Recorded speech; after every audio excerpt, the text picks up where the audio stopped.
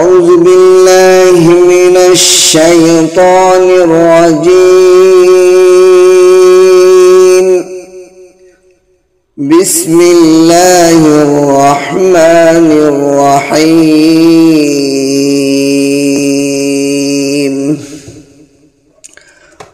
قل تعالوا أتلوا ما حرم ربكم عليكم ألا تشركوا به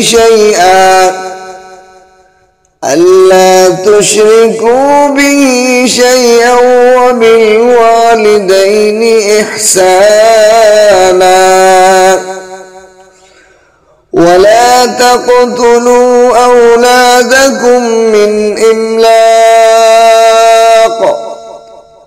نحن نرزقكم وإياهم ولا تقربوا الفواحش ما ظهر منها وما بطن ولا تقتلوا النفس التي حرم الله إلا بالحق ذلكم وصاكم به لعلكم تعقلون.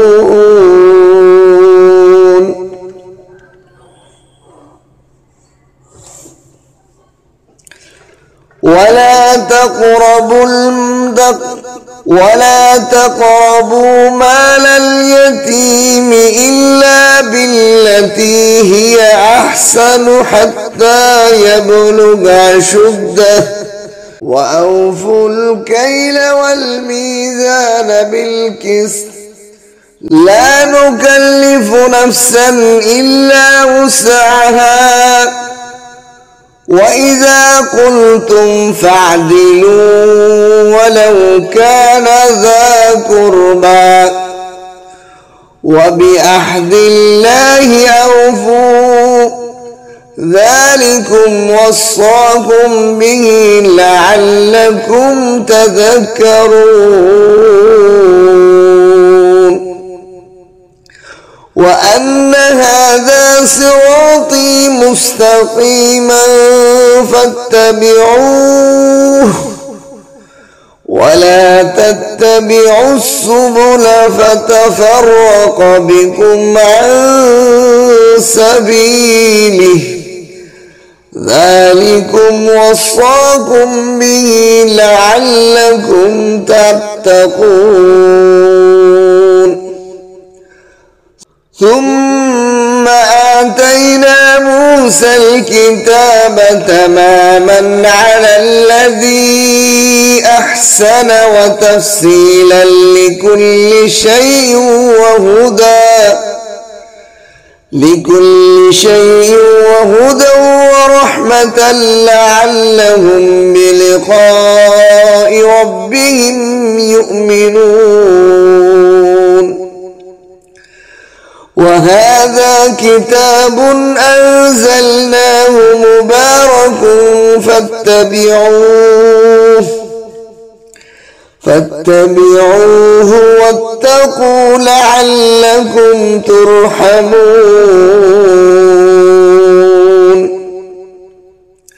أن تقولوا إنما أنزل الكتاب على طائفتين من قبلنا وإن كنا عن دراستهم لغافلين.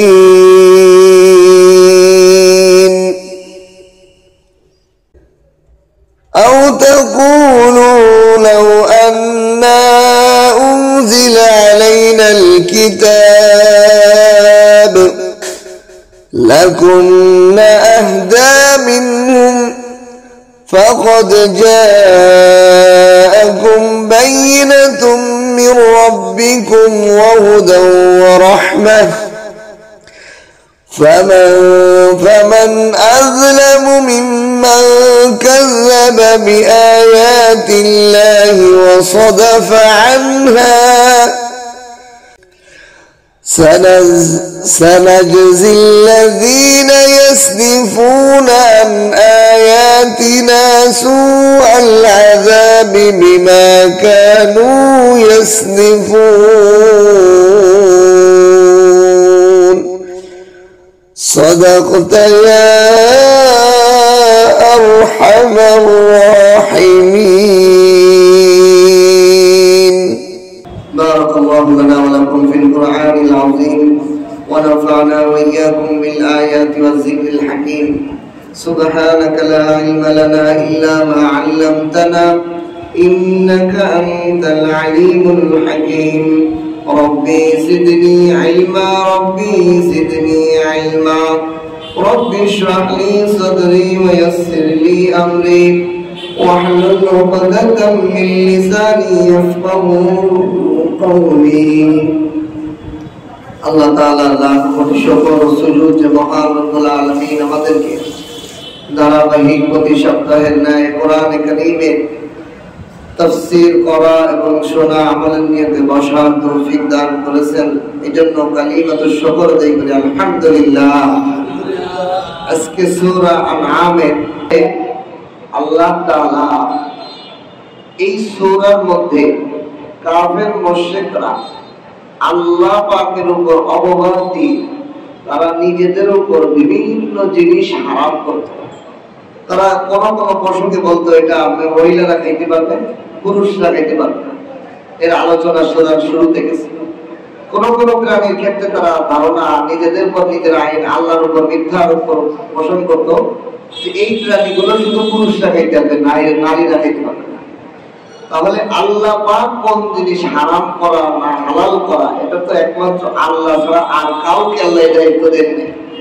কিন্তু আরবের মুশরিকরা বিভিন্ন ক্ষেত্রে তারা নিজেদের উপর কিছু জিনিস হারাম কিছু জিনিস হালাল বানায়। ইহুদিরা নিজেদের উপর উটের গোশত হারাম বানাইছে। কেন? ইয়াকুব নবী ওনার অসুস্থতার কারণে এটা খাইতেন না, এই জন্য ইহুদিরা ওনার বংশধর ওনার কথা আমাদের উপর এটা হারাম। আল্লাহ তাআলা এই সূরা আনআমের শেষে 10টি বিষয় হারাম নিষিদ্ধ এইটা আল্লাহ তাআলা শুধু আমাদের নবীর ক্ষেত্রেই বর্ণনা করে নাই। আদম আলাইহিস সালাম থেকে ইব্রাহিম আলাইহিস সালাম, মুসা, ঈসা, নূহ সমস্ত পয়গম্বরদের শরীয়তেও এই 10টি বিষয় হারাম ছিল। তাহলে কি বোঝা যায়? আদম আলাইহিস সালাম থেকে আল্লাহ প্রদত্ত যে আইনের যে মূল ধারা এটা মুহাম্মদুর রাসূলুল্লাহ সাল্লাল্লাহু আলাইহি ওয়াসাল্লাম পর্যন্ত একই ধারা। বাকি শাখা প্রশাখার মধ্যে কিছু বেশ কম ছিল। নবী আদম আলাইহিস সালামের যুগে ভাই বোন এক জোড়া ভাই বোন পরের জোড়া ভাই বোনের সাথে বিবাহ হইতেছিল, কিন্তু আমাদের যুগে এটা জায়েজ নাই। কোন ধরনের ভাই বোনে বিয়ে করা যায় না, চাই সেটা মা শরীক বোন হোক বাপ শরীক বোন হোক, কোন ধরনের বোন ভাই বোন বিবাহ করা যায় না। কিন্তু 10টি বিষয় যে হারাম আল্লাহ এই আয়াতগুলোতে বর্ণনা করছেন এগুলো সমস্ত পয়গম্বরের যুগেই হারাম ছিল। আরবের মুশরিকরা নিজেদের উপর অনেক হালাল হারামের তো প্রচলন করতই, সাথে সাথে তারা এই কথাও স্বীকার করতো যে আমরা ইব্রাহিমের ধর্ম অনুসরণ করি।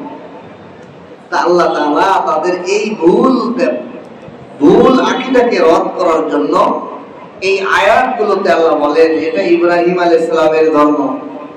এই আইনগুলো এই হারামগুলো ইব্রাহিমের ধর্ম হারাম ছিল, তোমরা যদি ইব্রাহিমের ধর্ম মানো তাহলে এই হারামগুলো কেমন করো? আল্লাহ এগুলো সব প্রকাশ করে দিয়েছে। প্রথম আয়াতে আল্লাহ তাআলা বলেন কুল হে নবী আপনি এই মক্কা কাফের মুশরিকদেরকে বলে দেন তাআলাউ আসো তোমরা আসো আতলু মা আররামা রাব্বুকুম আলাইকুম আমি তোমাদের সামনে তেলাওয়াত করে শুনিয়ে দেই তোমাদের রব কি কি জিনিস তোমাদের উপর হারাম করেছেন। নবী আল্লাহ বললেন নবী আপনি বলে দেন যে আমি তোমাদেরকে তেলাওয়াত করে শোনাই পাঠ করে শোনাই আল্লাহ তোমাদের উপর কি কি জিনিস হারাম তোমাদের রব করেছে, তোমাদের রব তোমাদের উপর কি কি কোন কোন জিনিসগুলো হারাম করেছে এগুলো আমি তোমাদেরকে বলে দিই। 1 নম্বর আল্লাহ তুশরিকু বিহি শাইআ সমস্ত নবীদের যুগেই আল্লাহর সাথে শিরিক করা হারাম। আল্লাহর সাথে শিরিক করা যাবে না। সবচেয়ে বড় গুনাহ হলো শিরিক। ইন্না শিরকা লাযুলমুন আযীম। আল্লাহ তাআলা বলেন অন্য আয়াতে, শিরিকের মতো বড় গুনাহ আর কিছু নাই। শিরিকের গুনাহ আল্লাহ মাফ করেন না। আল্লাহর ইচ্ছা অন্য যে কোনো গুনাহ আল্লাহ যে কোনো সময় মাফ করে দিতে পারে। ক্ষমা চাইলেই, তওবা করলেই মাফ করে। শিরিকের ইচ্ছা, শিরিকের গুনাহ তওবা করলে আল্লাহ মাফ করবে কিনা এটা আল্লাহর ইচ্ছা। এত ভয়ানক বড় গুনাহ হলো শিরিক। এখন শিরিকের গুনাহ কাকে বলে? শিরিক প্রথমত দুই প্রকার। এক প্রকার হলো যাহিরি, আর এক প্রকার হলো বাতিনি। যাহিরি শিরিক হলো যে আল্লাহর সাথে অন্য কোন মাখলুক, অন্য কোন সৃষ্টিকে আল্লাহর গুণে গুণান্বিত মনে করা। যেমন মানুষ আল্লাহর কাছেও চায়, মাজারে যেও চায়, আল্লাহর কাছেও সাহায্য চায়, দেবতার সামনেও যায়, মূর্তির সামনেও যায়। নবী ওলি, আল্লাহর ওলিদেরকেও মনে করে আল্লাহর মতো শক্তিশালী, ওনার কাছে যায় চাইলেও পাই। আউযুবিল্লাহ। এগুলো শিরিক। আল্লাহ সূরা ফাতিহার মধ্যে আমাদেরকে 32 বার শেখায়। কি শেখায়? ইয়্যাকা না'বুদু ওয়া ইয়্যাকা নাস্তাঈন। কি অর্থ, কি বলি, প্রতিদিন কি বলি, কিছুই তো বুঝি না। এই বুঝি না বলেই তো আমরা শিরিক করি। প্রতিদিন আল্লাহর সাথে ওয়াদা করি, ইয়্যাকা না'বুদু, ও আল্লাহ একমাত্র শুধুমাত্র আপনারই ইবাদত করি। ইয়্যাকা না'বুদুর অর্থ এটা, একমাত্র শুধুমাত্র আপনারই ইবাদত করি, আর কারো ইবাদত করি। ওয়া ইয়্যাকা নাস্তাঈন, এবং আপনারই কাছে সাহায্য চাই, একমাত্র আপনারই কাছে। দুনিয়ার কারো কাছে সাহায্য চাই না, কারো কাছে চাই না, একমাত্র আপনারই কাছে সাহায্য চাই। কিন্তু বিপদে পড়লে দৌড়ই যাই নেতার কাছে, দৌড়ই যাই ওই মাজারে, দৌড়ই যাই বিভিন্ন খাতে। আল্লাহ কয় আমার সাথে তুমি ওয়াদা করছো, ওয়া ইয়্যাকা নাস্তাঈন, শুধু আমারই কাছে চাইবা, কিন্তু এখন দেখি তুমি বিপরীতমুখী কাজ করতেছো। এই জন্য শিরিক, এগুলো শিরিক করা যাবে না। আর অপ্রকাশ্য শিরিক হলো ধ্যান ধারণায়, আকীদাগত ভাবে প্রকাশ্যে কিছু বলে না, কিন্তু মনে মনে মনে করে যে আমরা যেন জান্নাত জাহান্নামে যাব, বিধর্মীরাও স্বর্গ নরকে যাবে। তাহলে এ কি আল্লাহরে বিশ্বাস করলো, আল্লাহর কথা বিশ্বাস করলো? অপ্রকাশ্য গুনাহ, কবিরা, আকীদা বিশ্বাস করলো, এগুলোও শিরিক। যত ধরনের আল্লাহর গুণ, আল্লাহর ক্ষমতার ক্ষেত্রে অন্যর উপর মনে করা, সবগুলো শিরিকের অন্তর্গত। এগুলো প্রকাশ্য শিরিক, গোপন শিরিক, সব শিরিক থেকেই। ওষুধ না খাইলে কেমনে রোগ ভালো হইবে? ওষুধের ক্ষমতা আছে। ভাত, চাউল, দেখেন খেতে ধান চাষ করলে খাবো কি?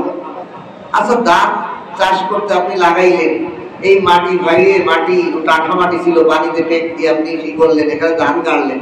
এই ধান তো পেতার মতো পয়সা যাওয়ার কথা, এর মধ্যে অঙ্কুর গজাইল কে? আল্লাহ। সব করেন আল্লাহ, কিন্তু আমরা কাজে কর্মে কথাবার্তায় শিরিক করি। আমরা মনে করি যে চাকরি করলে না খাবো। বর্তমান আমাদের, আপনাদের কথা কি বলবো, আমাদের সকল আলেম ওলামা গায়রে ওলামা সবার দিকে তাকাইলে মনে হয় আমাদের অবস্থা এমন যে আল্লাহর উপর আমাদের এখনো একই বিশ্বাস হয় না। হইলে দোকান না থাকলে বিপদ, চাকরি না থাকলে পেরেশানি হয়ে যাইকা, ব্যবসা না থাকলে পেরেশানি হয়ে যাইকা। অথচ আল্লাহ বলেন তোমাকে বাড়ানোর আগেই তুমি যে কি খাইবা এটা বাজেট করে রাখছে। ঠিক কিনা বলেন? একটা ছোট্ট উদাহরণ দিয়ে বোঝাই। যদি আমাদের এখানে যারা আছে এদের মধ্য থেকে কোনো ভাইকে প্রধানমন্ত্রী বললো তোমার কোনো টেনশন নাই, তোমার ব্যাপারে আমি সব দায়িত্ব নিলাম, খাওয়া দাওয়া, তোমার ছেলে মেয়ে লেখাপড়া, থাকা, বাসস্থান, সবের দায়িত্ব আমি নিলাম, বলেন ওই লোকটার টেনশন আছে? কোনো টেনশন নাই, কারণ প্রধানমন্ত্রী আমার দায়িত্ব নিয়েছে। এই প্রধানমন্ত্রী নিজেরই তো তার সীমা নাই, 5 বছর পরে তার ক্ষমতা থাকে কিনা, 1 সেকেন্ড পরে সে মারা যায় কিনা, তারও তো নিশ্চয়তা নাই। তারপরেও এই তাকে বলছে যে আমি তোমার দায়িত্ব নিয়েছি, সে তো বাবা আমার তো টেনশন নাই, প্রধানমন্ত্রী আমার দায়িত্ব, ঠিক কিনা? দুনিয়ার একজন প্রধানমন্ত্রী যার স্থায়িত্ব নাই, তার মমতার স্থায়িত্ব নাই, যে কোনো সেকেন্ড সে মরে যেতে পারে, যে কোনো মুহূর্তে তার ক্ষমতাচ্যুত হয়ে যেতে পারে, তারপর তার আশ্বাসের কারণে যদি আমি এত আশ্বাস এবং বিশ্বাসী হয়ে যাই, এই বিশ্ব জগতের কায়নাতের মালিক রব্বুল আলামিন বলছেন চতুষ্পদ জন্তু যা আমি সৃষ্টি করছি প্রত্যেকের খাদ্য রিজিকের দায়িত্ব আমি আল্লাহর হাতে রাখছি, অন্য কারো হাতে নেই নাই। তারপরেও আমরা টেনশন করি, তাহলে আল্লাহর উপরে আমাদের পরিপূর্ণ একই আছে না শিরিক হইতেছে? গোপন শিরিক, মনের শিরিক, আখিরাগত শিরিক হইতেছে যে আল্লাহর উপর আমার এখন আস্থাই হয় নাই।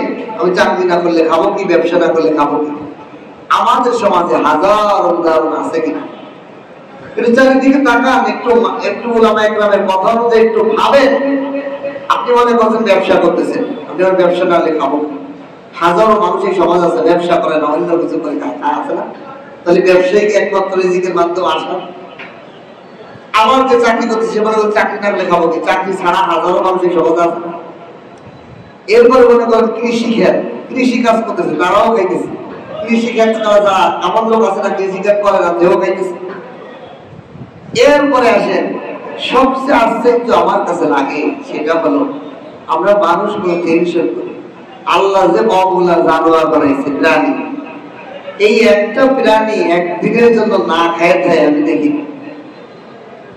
কিন্তু ওদের চাকরিও নাই, ব্যবসাও নাই, ক্ষেত খামারও নাই, ভিক্ষা বৃত্তিও নাই, মানে কারো কাছে ভিক্ষা চায় এরকম তো করে। একটা পাখি, একটা পশু, একটা গরু, ছাগল, ভেড়া, দুর্বা, মুরগি, হাঁস, মুরগি, এত কারো কাছে চাকরিও করে না, ব্যবসাও করে না, কিছু করে না, তাও তো না খেয়ে বাঁচেন, তার খাবার আর আমরা বুঝাই দিই, ঠিক কিনা? আল্লাহ পায় চোখে আঙুল দিয়ে তোমাদেরকে দেখায় যে তোমাদের সামনেই আছে, তারপরেও তুমি রিজিকের জন্য টেনশন করতেছো, যেটা তোমার টেনশন করার দরকারই নাই। টেনশন করার দরকার আখিরাতের জন্য, আল্লাহ সন্তুষ্ট অর্জন করার জন্য, ইবাদতের জন্য, ওইটার জন্য চিন্তা করার দরকার ছিল। ওইটার চিন্তা নাই, অমূলক চিন্তা, যেটার দায়িত্ব নিয়ে দিয়েছি সেটার চিন্তা করেছি। এই জন্য আল্লাহ বলেন আল্লাহ তুশরিকু বিহি শাইআ, এক নম্বর হারাম করে দিয়েছি আমার সাথে শিরিক করা যাবে না। যেই সমস্ত বিষয়গুলো আমার ক্ষমতা, আমি ক্ষমতা, আমার সাথে অন্য কাউকে তুমি অংশীদারিত্ব বানাইতে পারবা না, শিরিক করতে পারবা না, এটা হারাম করে দিয়েছি। এই হারামটা শুধু তোমাদের নবী মুহাম্মদের যুগে নয়, সমস্ত নবীর যুগেই আমি এগুলো হারাম করে দিয়েছি। দুই নম্বর হারাম হলো বিল ওয়ালিদাইনি ইহসানা, পিতামাতার সাথে অনুগ্রহ না করা, এটা হারাম।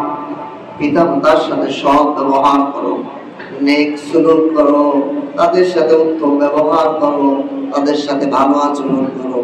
এক হাদিসে আল্লাহ রাসূল বলেন, ধ্বংস যে পুরো বৃদ্ধকালের বাবা মা পাওয়ার পরেও জান্নাত কামাই নিতে পারলো না, এর মতো ধ্বংসের মধ্যে আছে।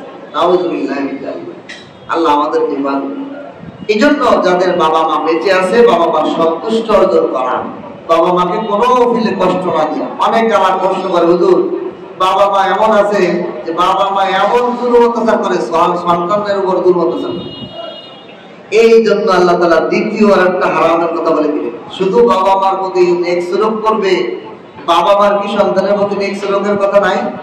এই জন্য দ্বিতীয় হারাম কি বলতেছেন, ওয়ালা তাকতুলু আওলাদাকুম মিন ইমলাক, ও বাবা মা তোমাদের উপর সন্তানরা নেক সুলুক না করলে, তারা কবিরা গুনাহ করলো, হারাম কাজ করলো, ঠিক তেমনি ভাবে তোমরা যদি তোমাদের সন্তানকে দরিদ্রতার কারণে হত্যা করো, তোমরাও হারাম কাজ করলে। সন্তানের উপর সবচেয়ে বড় জুলুম হলো সন্তানকে পৃথিবীতে আসতেই দেয় না, দরিদ্র অভাবের কারণে। আরবের মুশরিকরা কি করতো? দুই কারণে সন্তান হত্যা করতো। এক নম্বর কারণ ছিল, তারা ওই যুগে তো নারী মেয়ে লাঞ্ছিত, অপদস্থ, পণ্য সামগ্রীর মতো ভোগ করে ফেলে দিত মানুষ। একটা মানুষ একটা কলা খেয়ে যখন চুল্লা ফেলে দেয়, নারীদেরকে এরকম পণ্য দ্রব্য মনে করত, ব্যবহার করা শেষ করে খাই দিত। কোনো বিবাহ বন্ধন আবদ্ধ হচ্ছে না। নারীদের এরকম লাঞ্ছনার কারণে যারা বাবা তারা মেয়ে সন্তান হইলে আমার মেয়ের এরকম লাঞ্ছনা করবে, এই বেইজ্জতির কারণে মেয়ে সন্তানদের জেল তোলা হবে। আমার সামনে আমার মেয়ের এরকম হোলি খেলা করবে, যে কোনো মানুষ দর্শন করবে, আমার তো এটা সহ্য হইব না। এই জন্য আমার মেয়েই না খাও, এই জন্য জ্যান্ত পৃথিবী। 2 নম্বর হলো তারা অভাবের কারণে এত ছেলে মেয়ে খাওয়াবো কি মারিয়ে লাগতো, জবই দিয়ে লাগতো, ছেলে সন্তান 2 সন্তান এরা মেরে ফেলত। আল্লাহ তাআলা ওই সর্বোচ্চ বিষয়টা বলছেন। এছাড়াও আমাদের সন্তানের উপর অনেক দায়িত্ব আমাদের আছে, অনেক। আল্লাহ তাআলা সর্বোচ্চটা হারাম করে দিয়েছেন যে দরিদ্রতার অভাবের কারণে, কোনো লঞ্চনার কারণে সন্তান হত্যা করা যাবে। বর্তমান যুগেও আমাদের সন্তান হত্যা হইতেছে। বলতে পারেন হুজুর আমি কি আমার সন্তান হত্যা করি? কি আদর করি মিয়া, আমরা যে পিল খাই, মানুষ জন্ম নিয়ন্ত্রণের জন্য ট্যাবলেট খায়, বিভিন্ন প্রতিবন্ধকতা সৃষ্টি করে, এগুলো সন্তান হত্যা করার পর্যায়ে পড়বে। আল্লাহ তাআলা হ্যাঁ আপনার বিবি, আপনার আহলিয়া সন্তান গ্রহণ করতে অসুস্থ, তার শারীরিক ভাবে বাচ্চা নিলে তার জন্য শারীরিক অঙ্গহানি, জীবন নাশের ভয় আছে। সেই ক্ষেত্রে ইসলামে ওজরের কারণে আপনি বিকল্প ব্যবস্থা নিতে পারেন। এছাড়া শুধু ভোগ বিলাসের জন্য বাচ্চা আমার নিব না, 4 বছর 5 বছর 10 বছর হয়ে যায়, বাচ্চা নেওয়ার যোগ্য কিন্তু বাচ্চা নেয় না, আল্লাহ তাআলা সন্তান হত্যার গুনাহ আপনার মাথার উপর রাখবেন। আরেকটা বিষয় হলো আমরা মনে করি যে সন্তান আমি মনে হয় আমার মিলনের মাধ্যমে হয়। আচ্ছা, যেই ব্যক্তির সন্তান হয় না 20 বছর, তার কি মিলন করে না? তাহলে বাচ্চা হয় না কেন? কে বানান? আল্লাহ। আমাদের মা বোনদের, আমাদের পুরুষদের অনেক আকীদার ক্ষেত্রে বিশাল সমস্যা। আমরা মনে করি যে আমরা মিলন করলেই বাচ্চা হবে। তাহলে যে ব্যক্তি মিলন করতেছে 10 বছর ধরে তার বাচ্চা হয় না, কাঁদতে কাঁদতে হয় না স্বামী স্ত্রীর উপর। আর একজন মিলন ওষুধ খাইও থামাইতে পারতেছে না, বাচ্চা হয়ে যাচ্ছে। আল্লাহকে কে বানান? আল্লাহ। সব কুদরতি ক্ষমতা আল্লাহর হাতে। এই জন্য আল্লাহর কাছ থেকে ফায়সালা দিতে হবে, আল্লাহ আপনি আমার যখন প্রয়োজন হয় তখন বাচ্চা দিবেন, যখন আমার শারীরিক ভাবে আমার বেবির মুআফিক না তখন বাচ্চা দিবেন। আল্লাহই তো এটা করাবেন, আমি আপনার কোনো হাত আছে কেন? এই জন্য সন্তান হত্যা করা থেকে এটাও হারাম। 3 নম্বর হারাম হলো সন্তানকে হত্যা করা। আল্লাহ তাআলা বলেন নাহনু নারযুকুকুম ওয়া ইয়্যাকুম, হে দুনিয়ার মানুষেরা শোনো, আমি তোমাদেরকে যেমনি ভাবে রিজিক দেই এমনি ভাবে তাদেরকেও রিজিক দেই। তোমাদেরকেও যে রিজিক দেই আমি, আর তোমরা তো রিজিক বানাও না, আমি দেই। আমার এই সন্তানদের জন্য তোমাদের আমি আগে দিই। ولا تقربوا الفواحش ما ظهر منها وما بطن, এবং তোমরা প্রকাশ্য অশ্লীলতা জিনা ব্যভিচারের নিকটবর্তী হইও না। মা যহারা মিনহা ওয়া মা বাতান, সেটা প্রকাশ্যে হোক এবং গোপনে হোক। জিনা ব্যভিচার গুনাহ অশ্লীল কাজের ধারের কাছেও যেও না। আমাদের সমাজে জিনা ব্যভিচার এমন ভাবে হইতেছে, একটা হলো প্রকাশ্যে, পতিতালয়, বেশ্যাবৃত্তি, দেহ ব্যবসা, হাজার হোটেল খুলে গেছে অল্প টাকায়। এখন কয়েকদিন আগে একটা নেতার বক্তব্য দেখলাম, কলেজ, ইউনিভার্সিটি বা ঢাকা বিশ্ববিদ্যালয়ের গেট গুলায় মাগরিবের পরে কোনো ভদ্রলোক হাইটে যেতে পারে। এ ব্যাপারে কোনো সাংবাদিক, এ ব্যাপারে কোনো আইন শৃঙ্খলা বাহিনী, এ ব্যাপারে কোনো মন্ত্রী এমপি কোনো কথা নেই। অবাধে জিনা চলতেছে সবার চোখের সামনে, রাজধানীর কেন্দ্রের মধ্যে, প্রতিটা শহরে অলিতে গলিতে, কিন্তু কেউ এই জিনা বিচারের ব্যাপারে কোনো পদক্ষেপ, এটার অবাধ্য, এটাকে বাধা দেওয়ার ব্যাপারে কোনো পদক্ষেপ। আল্লাহ পাক কোরআনে কারীমের মধ্যে শুধু হারাম করে নাই, বলছে লা তাকরাবুল ফাওয়াহিশা, যেখানে ফাহিশা জিনা বিচার হয় ধারের কাছেও যেও না। ওটা করা তো দূরের কথা, ওর ধারের কাছে হাতটা নিষেধ করে দিয়েছে। মা যহারা মিনহা ওয়া মা বাতান, তাই সেটা প্রকাশ্যে হোক গোপনে হোক। প্রকাশ্যে তো এগুলো হইতেছে, গোপনে আবার কেমনে হয়? আর স্বামী স্ত্রী কিন্তু জিনার বিচার হইতেছে কেমনে? 3 তালাক দিয়ে দিয়েছে, তারপরও ওই বিবি নিয়ে সংসার করতেছে। কথায় ঝগড়ায় হাজারো স্বামী স্ত্রী তালাক দিয়ে দিয়ে আবার ওই বিবি নিয়ে সংসার ছেলে মেয়ে উৎপাদন করতেছে। অপ্রকাশ্য গোপন ভাবে মানুষ জানতেছে স্বামী স্ত্রী, কিন্তু একজন পুরুষ আর একজন নারী প্রতিনিয়ত জিনা করতেছে। ধরে গেছে এটা। আমাদের কাছে অনেক সময় অনেক লোক আসে, হুজুর আমার বিবির তালাক দিয়েছে। আমি ভাই এটা তো একমাত্র এই নারী অন্য একজন পুরুষের কাছে বিবাহিত হবে কোন যুক্তি ছাড়া, সে মিলন করবে, সে আবার যদি মরে যায় অথবা নিজ ইচ্ছায় তালাক দেয়, এরপরে আবার 3 মাস পরে আপনি আবার নতুন করে বিয়ে করতে পারবেন। এছাড়া বিকল্প কোনো রাস্তা ইসলামে খোলা নাই। কেন 3 তালাক দিতেছেন? আপনি 1 তালাক দিতেন, তাহলে তো বউ থাকতো। 2 তালাক দিতেন, তাও বউ থাকতো, বউ থাকতো। দেখতো দেন একবারে 14 গোষ্ঠী সহ তালাক দিয়ে দেন। কেন? তখন আসে তালাকের বিষয় বুঝতে, আগের তে আসে। অথচ 1 তালাক 2 তালাক দিলেও সমাধান করা যায়, স্বামী স্ত্রীকে আবার সিস্টেম করে রাখা যায়। কিন্তু 3 তালাক দিয়ে দিলে তো এই সিস্টেম করা যায়। এই জন্য পরে দেখা যায় যে ওই স্ত্রী নিয়েই ঘর সংসার করছে। আমি কি ব্যাপার ভাই? এক হুজুরের কাছে গেছিলাম, হুজুর আর এক হুজুরের কাছে, সে হুজুর কইছে হয় না, বিয়ে ভয় দিচ্ছে, বিয়ে না। আস্তাগফিরুল্লাহ। কত বড় জালেম হইলে আল্লাহর কোরআন এবং শরীয়তের বিরোধী কাজ করে সেই হুজুরটা আটপাটা কার জন্য বিয়ে ভয় দিচ্ছে। আল্লাহ আল্লাহ তাআলা এই জন্য লা তাকরাবু ওয়ালা তাকরাবুল ফাওয়াহিশা মা যাহারা মিনহা ওয়া মা বাতান। তোমরা প্রকাশ্যে এবং অপ্রকাশ্যে গোপনের কোন জিনা ব্যভিচারের ধারের কাছেও যেও না, এটাও হারাম। 4 নম্বর। 5 নম্বর, ওয়ালা তাকতুলুন নাফসাল্লাতী হারামাল্লাহু ইল্লা বিল হক। 5 নম্বর, আমি হারাম করে দিয়েছি তোমাদেরকে অন্যায়ভাবে, আল্লাহ যেভাবে মানুষকে হত্যা করা নিষেধ করেছেন, অন্যায়ভাবে কোনো মানুষকে হত্যা করা হারাম। তবে ইল্লা বিল হক, আল্লাহ যেভাবে বৈধতা দান করেছেন, বৈধ ছাড়া অবৈধভাবে কোনো মানুষকে হত্যা করা যাবে।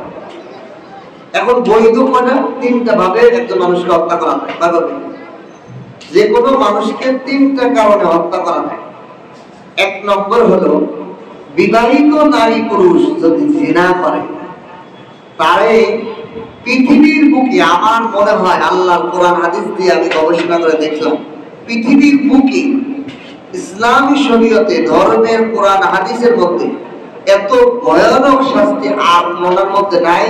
বিবাহিত নারী পুরুষ জিনা করলে যে পরিমাণ শাস্তি। কিরকম শাস্তি?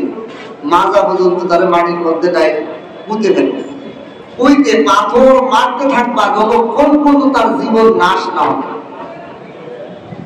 বলেন এরকম ভয়ানক মৃত্যু একটা মানুষের কতল করে হেলালেন তো সহজ। 2 মিনিট 2 সেকেন্ড ছাড়াছাড়ি করে শেষ। গলায় ফাঁসি দিলেন 33 সেকেন্ড, 1 মিনিটের মধ্যে সে লাশ। 1 মিনিটও লাগে না, 30-50 সেকেন্ড 40 সেকেন্ডের মধ্যে সে শেষ। দমটা আটকায় দিলেন, ঠিক কিনা? কিন্তু বিবাহিত নারী পুরুষ যদি জিনাও করে, অবিবাহিত পুরুষ আর নারী জিনা করলে শাস্তি 100 ব্যাত মারলে যথেষ্ট। 100 ব্যাত বাড়াতের বাড়ি মারলে ওদের মাপ। বিবাহিত নারীকে এরকম পুরুষকে এত বড় কঠিন শাস্তি কেন দেওয়া হলো? তোর তো বউ আছে, তোর তো স্বামী আছে। যৌন ঘৃণা নিবারণের জন্য তোমার বৈধ জায়গা আছে, তোমার স্বামী আছে, তোমার স্ত্রী আছে, তুমি তারপরেও এই অবৈধ ঘৃণিত কাজে কেন হইলে? এই জন্য এটা হলো কোরআন ও হাদিসের শরীয়তের সবচেয়ে ভয়ানক শাস্তি। দুনিয়ার বুকে এতে ভয়ানক শাস্তি আর নেই। তাহলে এই পুরুষ এবং নারী যদি জিনা বিচার করে বিবাহিত, তাদেরকে হত্যা করা যাবে এইভাবে। তাও আমরা যে কেউ না, ইসলামী শরীয়তের জজ, বিচারক, আইন প্রণয়ন, কাজী, তিনি এই সমাজ এটার ব্যবস্থা করবেন। 2 নম্বর আর একটা কারণে মানুষকে হত্যা করা যাবে, সেটা হলো একজন মানুষকে অন্যায়ভাবে হত্যা করছে, তাকেও কেসাস হিসেবে হত্যা করে যাবে। একজন নিরপরাধ মানুষকে এই মানুষটা মারে ফেলছে, এই মানুষটারও তোমরা হত্যা করো, কেসাস, হত্যার বিনিময়ে হত্যা। আর নাফসু বিন নাফস, এও একটা নাফসবাজি লাগছে, ওরও নাফসবাজি লাগছে। তাহলে এই কারণে ইসলামী কাজী খলিফা সে এই বিধান অনুযায়ী তারাও হত্যা করাইতে পারে। 2 নম্বর। 3 নম্বর কারণ হলো কোন মুসলমান ইসলাম গ্রহণ করার পর, ইসলামে দীক্ষিত হওয়ার পর সে যদি বিধর্মী হয়ে যায়, তাকেও ইসলামী খলিফা কাজী তাকেও হত্যা করে দেয়। ধর্মদ্রোহী বদ্দিন হয়ে যায়, দিক থেকে অন্য রাস্তায় অন্য কাফের হয়ে যায়, তাকেও হত্যা করে দেয়। এই 3 কারণ ছাড়া কোনো মানুষকে হত্যা করা যাবে না। এই জন্য আল্লাহ বলেন ওয়ালা তাকতুলুন নাফসাল্লাতী হারামাল্লাহু ইল্লা বিল হক। 5 নম্বর আমি হারাম করে দিয়েছি, কোনো মানুষকে অন্যায়ভাবে হত্যা করা যাবে না, তবে আল্লাহ যেভাবে বৈধ করছে 3 ভাবে। আল্লাহ 3 ভাবে ছাড়া আর কোনোভাবে বৈধ করে নাই, আর কোনোভাবে মানুষকে হত্যা করা হারাম। যালিকুম ওয়াসাকুম বিহি লাআল্লাকুম তা'কিলুন। এই সবগুলো আল্লাহ পাকের গুরুত্বপূর্ণ নির্দেশনা। লাআল্লাকুম তা'কিলুন, যদি তোমরা অনুধাবন করতে। আল্লাহ এইগুলো সব হারাম করে দিয়েছেন সমস্ত যুগেই। 6 নম্বরে হারাম করছেন ওয়ালা তাকরাবু মালাল ইয়াতীম ইল্লা বিল্লাতী হিয়া আহসান। এতিমের মালের দ্বারের কাছে যাওয়া হারাম। এতিমের মাল খাওয়া তো দূরের কথা, দ্বারের কাছে যাওয়া হারাম। তবে ইল্লা বিল্লাতী হিয়া আহসান, তবে এতিমের প্রতি অনুগ্রহ করার জন্য। এতিম ছোট বাচ্চা, আপনার ভাতিজা, ছোট বাচ্চা, আপনার ভাইকে, তার বাবার অনেক সম্পদ আছে, এই সম্পদকে আপনি রক্ষার্থে, আপনি তার হেফাজতের জন্য আপনি ওই মাল দিতে পারেন। সে তো এখনো নাবালিগ, কে বুঝবে না, এর তত্ত্বাবধান করার জন্য, এর লেখাপড়া করার জন্য, এর পরিচালনা করার জন্য তার সম্পদ আপনি নড়াচড়া করেন, তাহলে জায়েজ। এছাড়া আপনি খালি টাকা নিয়ে খেয়ে ফেলান, হারাম।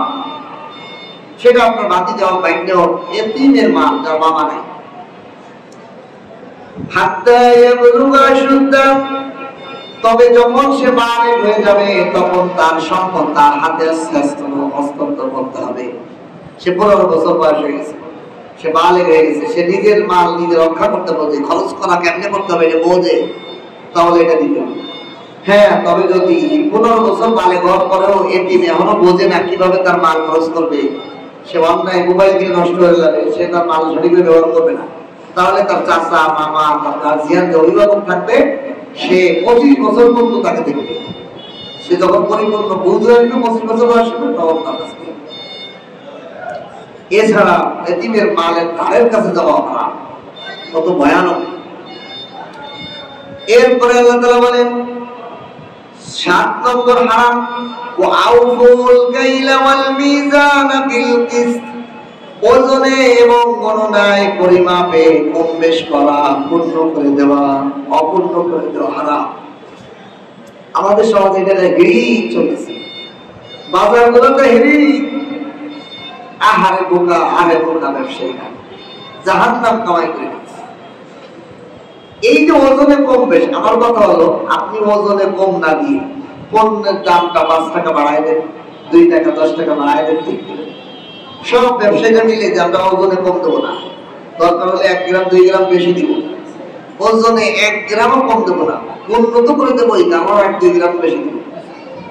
আল্লাহ তাআলা বলে ওজনে পরিমাপে ন্যায়সঙ্গতভাবে কম করা হারাম। ওয়াউফু, তোমরা পরিপূর্ণ করে দাও, কাইলা ওয়াল মিজান, পরিমাপ এবং ওজন, বিল কিসত, ন্যায়সঙ্গতভাবে। এই পরিমাপের শুধু অর্থ ওজন আর কম না, এই পরিমাপটা ব্যাপক অর্থ।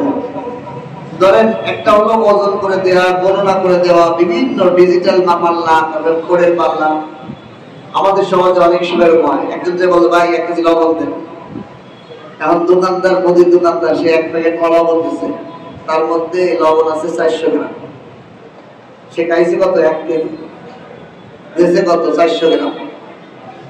এখন এই যে এখানে লেনদেন হারাম হয়ে যায়। এই জন্য দোকানদার বলতে হবে ভাই আমার 1 কেজি নাই, আমার এই যে প্যাকেট আছে, এই প্যাকেট এত, প্যাকেট এত, প্যাকেটের মূল্য এত, প্যাকেট 10 কেজি নাই। কেজি হইলে কেজি নিতে আরো 1 গ্রাম বেশি দিতে হবে না ধরা কিন্তু। অনেক ক্ষেত্রে এরকম প্যাকেট হয়ে গেছে যেগুলো পরিপূর্ণ 1 কেজি নাই, কম আছে কয়েক গ্রাম, 100 গ্রাম 200 গ্রাম কম থাকে, 50 গ্রাম 25 গ্রাম কম থাকে, তখন এগুলো আগানো। এই জন্য এছাড়াও আরো বিষয় আছে, যেমন একজন কর্মচারী সে মালিকের শ্রম ফাঁকি দিছে, তাও ওজনের কম বেশির কোনো আলোচনা না। মালিক কর্মচারীকে বেতন ভাতা কম দিছে, ধরা নেই। এই যে কয়েকদিন আগে আমার একটা মাসালা একজন জিজ্ঞেস জটিল, আমাদের দেশের গার্মেন্টস ফ্যাক্টরি আটকে দেবো এই মাসালায়। কোটি কোটি গার্মেন্টস শ্রমিকদের মালিকরা কিয়ামতের দিন আটকে দেবে। কিরকম? আমাকে এক শ্রমিক জিজ্ঞাসা করছে, হুজুর এখন তো আমাদেরকে নগদ টাকা বেতন দেয় না, বিকাশে দিয়ে দেয়, নগদে দিয়ে দেয় বেতন। এখন এই যে বেতন দিতেছে, বেতন ধার্য হয়েছে কত? 25,000 একটা শ্রমিক। এখন মোবাইলে বা বিকাশে বা নগদে বলেন 25,000 টাকা আপনার ক্যাশ আসছে, এটা উঠাইতে গেলে কি আপনি 25,000 পাবেন? বিকাশে উঠাইতে গেলে 1800 টাকা, নগদ উঠাইতে গেলে 9 টাকা, ঠিক কিনা? তাহলে এর ঘাটতি হবে কিনা? তাহলে তো শ্রমিক তার টাকা পরিপূর্ণভাবে বুঝতে পাইনি। মালিক শিল্পপতিরা, গার্মেন্টসের মালিকরা এক্ষেত্রে কিয়ামতের দিন এই শ্রমিকদের কাছে আটকে দেবে। যদি বেতন 25,000 দিন দাঁড়ানো থাকে, পৌঁছাই দিয়া হাতে ক্যাশ আউট হওয়া পর্যন্ত তার দায়িত্ব। আর নয় এই খরচটা কি আপনি কইছেন যে আমার তো আপনার নগদ দিলে তো আপনার 25,000 দিত, ঠিক কিনা? আগে যখন 25,000 দিত তখন 25,000 দিত না, এখন আপনারা বিকাশে দিয়ে দিচ্ছে, আর উঠাইতে গেলে ক্যাশ আউট করতে গেলে আপনার আড়াই যাচ্ছে কত টাকা? অনেক টাকা আড়াই যাচ্ছে না, খরচ যাচ্ছে না, খরচ সহ দেয়। ওই খরচ সহ যে কোম্পানিগুলো দেয় তারা পাইছে। আমার যে কোম্পানির একদম দিকে আমি জানি না সঠিক, যে যারা দিয়ে তো বেঁচে গেল আলহামদুলিল্লাহ ভালো। যে সমস্ত কোম্পানিগুলো খরচ সহ দেয় তারা ভালো, আর যারা এই যে খরচ সহ খালি মূল টাকাটা বেতন দিয়ে দেয় তারা কিয়ামতের দিনে আটকে যাবে এই ওজনের কম বেশের গুণায়। এই যে এমনি ভাবে আপনার কাছে আপনি একজনের কাছে পৌঁছে আসেন যে ভাই 2,000 টাকা দিয়েছেন, আপনি দূরে গেছেন, ভাই আমার টাকাটা তাদের ফেরত দেন, আমি তো দূরে আছি, আমার টাকা তাদের আমার লাগবে দেন। কারণ আপনি বিকাশে দিয়ে দিয়েছেন 2,000, কিন্তু সে উঠাইতে গেলে কি 2,000 নাই করুন? এটা 2,000 পূর্ণ ওই খরচ সহ দেওয়া আপনার দায়িত্ব। আপনি যেহেতু নাটকে দেখছেন, সে তো আপনার খরচ আছে 20,000 টাকা, 2,000 টাকাই দিয়েছিল। তাহলে আপনার কাছে 2,000 টাকা উঠানো পর্যন্ত, হাতে আসা পর্যন্ত যা খরচ সেটাও বহন করা আপনার দায়িত্ব। আমরা যে খরচ দিয়ে কিন্তু 20 টাকা লস করবো বলেন? আমি 2,000 টাকা খরচ দিয়েছি, আর উনি আমার ফেরত দেওয়ার সময় দেশের বিকাশে আমি উঠাইতে গিয়ে দেখি 1960 টাকা, আমার 40 টাকা নাই। তাহলে আমি বাবাকে আমি খরচ দিয়ে আমার 60 টাকা নাই করবো বলেন? আল্লাহ তাআলা এখন ডাকেন, এই জন্য ওনার ওই খরচ দেওয়ারও দায়িত্ব বহন করতে হবে, নাই গুনাহ হইব কিয়ামতের দিন। এরকম হাজারো মাসালার মধ্যে সম্পৃক্ত, ওজনে কম বেশে মধ্যে অন্তর্ভুক্ত। এই জন্য আল্লাহ বলেন 6 নম্বর 7 নম্বর, ওয়াউফুল কাইলা ওয়াল মিজান বিল কিস, ন্যায়সঙ্গতভাবে ওজন এবং পরিমাপে কম বেশ করা যাবে না। আল্লাহ তাআলা এরপরে বলেন, আবার আমাদেরকে সান্ত্বনা দিয়েছেন, লা নুকাল্লিফু নাফসান ইল্লা উসাহা, কোন নফসের উপর আমি তার সাধ্যতে কষ্ট দেই নাই। এখন আমি তো এই যে বলছি ওজনে কম বেশ করা যাবে না, ঘটনা করে ভুলে, কোনো কারণে ভুলে ওজনে কম বেশ করে নিয়েছে, ইচ্ছায় করে না, অনিচ্ছায় হয়ে গেছে, ভুল হয়ে গেছে, আল্লাহ কয়টা মাফ, সুবহান, ভুলে করে ফেলেছে, বুঝে নেই। আল্লাহ তাআলা বলেন আমি নফসের সাধ্যের বাইরে যদি এটা ভুলে গেছে, সে বুঝতে পারে নাই, মানুষ তো ভুল করবো, তখন এটা মাফ হয়ে যায়। ওয়াইদা কুলতুম, 8 নম্বর হারাম করে দিয়েছি, ওয়াইদা কুলতুম ফাদিলু, যখন তোমরা কথা বলবে ন্যায়সঙ্গত কথা বলবে, তোমার কথায় যেন কারো কষ্ট না হয়, তোমার কথার কারণে যেন কারো দিল ভেঙে না যায়, তোমার কথার কারণে যেন কোন মানুষের মধ্যে ঝগড়া বেঁধে না যায়, তোমার কথার কারণে যেন কোন মানুষের মধ্যে ফাটল, স্বামী স্ত্রীর মধ্যে ফাটল ধরে না যায়। এমন একটা কথা কইছে, স্বামী স্ত্রীর মধ্যে লাগে জড়া, ভাইয়ের সাথে এমন একটা কথা কইছে, ভাই ভাই লাগে জড়া, আল্লাহ কয় কথা বলতে হবে ন্যায় সঙ্গত নয় হারাম। মানুষের মধ্যে ব্যাস বাঁধাই দেয়া, মিথ্যা সাক্ষী দিয়া, মিথ্যা ইচ্ছা এসে মানুষের কাছে বলে দেওয়া, একটা ঘটনা ঘটে নাই সেই ঘটনা এসে বলে দেওয়া মানুষের কাছে। এগুলো ন্যায় সঙ্গত যত ধরনের কথা আছে, ন্যায় সঙ্গত কথা হইবে, কথা অন্যায়ের বাইরে হইলেই এটা কবিরা গুনাহ, এটা হারাম। ওয়ালাউ কানা যা কুরবা, যদিও সেটা আমার আত্মীয় আমার ভাই। আমার কাছে একজন একটা কথা জানতে চাইছে, এখন আমি যদি মানে আমার আত্মীয় লোকালে এটা মিথ্যা কই তার বাঁচানোর জন্য আমি মিথ্যা করে দিলাম, হবে না। আল্লাহ আত্মীয় হইলেও, আপনি কোন আত্মীয় হইলেও ন্যায় সঙ্গত সাক্ষী এবং ন্যায় সঙ্গত কথা বলতে হবে, অন্যায় কোনো কথা বলা যাবে না। 7 নম্বর, 8 নম্বর, 9 নম্বর, এরপরে এটাও 9 নম্বর। 10 নম্বর হলো ওয়াবিআহদিল্লাহি আউফু, আল্লাহর ওয়াদা পূর্ণ করো। আল্লাহর ওয়াদা, আল্লাহর সাথে কিন্তু ওয়াদা পূর্ণ করো। আল্লাহর সাথে ওয়াদা কি আমাদের? আলাস্তু বিরাব্বিকুম ক্বালু বালা। আল্লাহ বলেছেন তোমাদের রব কে? আমরা বলেছিলাম বালা, আপনি আমাদের রব। আল্লাহ বলছে আলাস্তু বিরাব্বিকুম, আমি কি তোমাদের রব নই? আমরা বলছিলাম বালা। আল্লাহর সাথে আল্লাহর আনুগত্য করা, আল্লাহর ঘরে আল্লাহর হুকুম অনুযায়ী মানা। আমরা মুসলমান হওয়া মানে আল্লাহর সাথে আনুগত্য হওয়া, যে আল্লাহর হুকুমের বাইরে যাবো না। দেখেন মুসলিম শব্দের অর্থ হলো আনুগত্যশীল। আল্লাহর হুকুমের সাথে নিজেকে সারেন্ডার করে দিলাম, আল্লাহর হুকুমের সামনে আমার গর্দান নামাই দিলাম, আল্লাহর হুকুমের বাইরে যাবো না। এই ওয়াদা করার পরে আমি মুসলমান হওয়ার পরে আমি নামাজ পড়ি না, আমি মিথ্যা কথা বলি, ওজনে কম বেশি দিই, আমি জিনা বা বিচারে জড়িত, আমি সুদে হারামে জড়িত, আমি চবল করি, ধোঁকাবাজি, সব ওজনে বেশ কমের মধ্যে জড়িত, তাহলে আমি আল্লাহর ওয়াদা পূর্ণ করলাম? নাই, আমি আল্লাহর ওয়াদা পূর্ণ।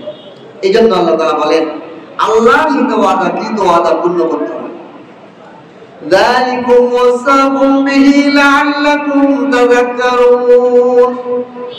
এগুলো আল্লাহ তাআলার গুরুত্বপূর্ণ উপদেশ, নীতিমালা, নির্দেশ, যেগুলো তোমরা উপদেশ তোমরা যেন গ্রহণ করতে পারো, এই জন্য আল্লাহ এই উপদেশ দিয়েছেন। 10টা জিনিস হারাম করে দিয়েছেন এই দুই আয়াতে। তাহলে 1 নম্বর আল্লাহ কি করছেন? 1 নম্বর মনে রাখবেন শিরক। ইসলামের মূল যে নিষিদ্ধ হারাম, আল্লাহর রাস্তা পাওয়া, আল্লাহকে পাওয়ার রাস্তা, এই নিষিদ্ধ কাজ থেকে যদি আপনি বাঁচাইয়া চলতে পারেন, আপনি সিরাতে মুস্তাকিমের উপর আছেন। এই জন্য এই 10টা জিনিস মনে রাখবেন। 1 নম্বর হলো কোনো ধরনের শিরক করা যাবে না। 2 নম্বর হলো বাবা মা, অবাধ্য সন্তান, বাবা মার প্রতি অনুগ্রহ করতে হবে। 3 নম্বর হলো সন্তানদের হক, সন্তানকে অবাধ্যভাবে অন্যায়ভাবে সন্তান হত্যা করা যাবে না, মানে সন্তানের সাথে অবিচার করা যাবে না।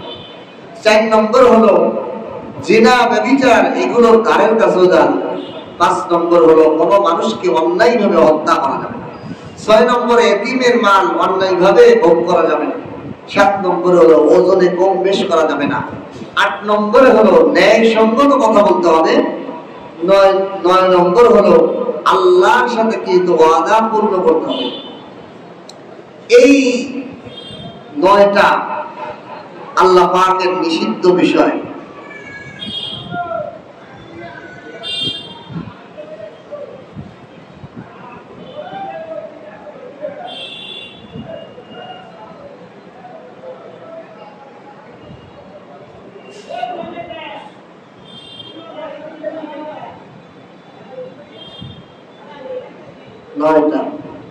এরপরে আল্লাহ তাআলা বলেন ওয়া আন্না হাযা সিরাতী মুস্তাকিমা ফাত্তাবিউহু, এটাই আমার সিরাতে মুস্তাকিমের পথ।